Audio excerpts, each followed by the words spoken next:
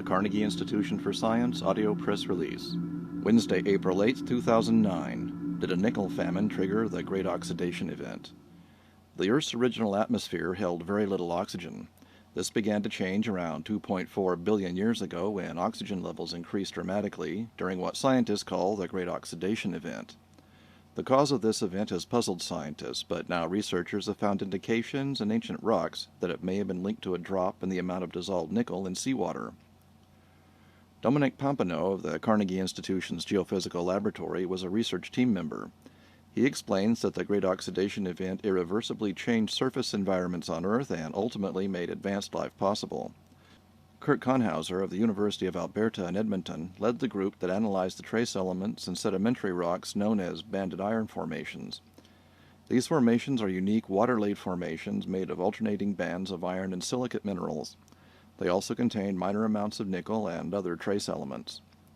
Today, nickel exists in the oceans in trace amounts, but it was up to 400 times more abundant in the Earth's primordial oceans. Methane-producing microorganisms called methanogens thrive in such environments. The methane they released might have prevented the buildup of oxygen by combining with it to produce carbon dioxide and water. A drop in nickel concentration would have led to a nickel famine for the methanogens, who rely on nickel-based enzymes for key metabolic processes. Algae and other organisms that release oxygen during photosynthesis use different enzymes and would have been less affected by the nickel famine. Levels of atmospheric methane would have declined, setting conditions for the rise of oxygen. The researchers found that nickel levels began dropping around 2.7 billion years ago. The timing fits well for the Great Oxidation Event. But what caused the drop in nickel?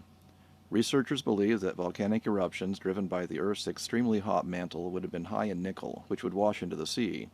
When the mantle cooled, the volcanoes would have spewed less nickel, and ocean levels of nickel would have dropped. Carnegie's Pompano concludes that even though nickel is only a trace element in seawater, it may have had a huge impact on the Earth's environment and the history of life.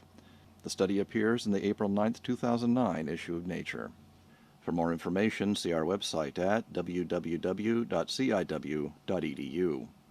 This is John Strom for the Carnegie Institution.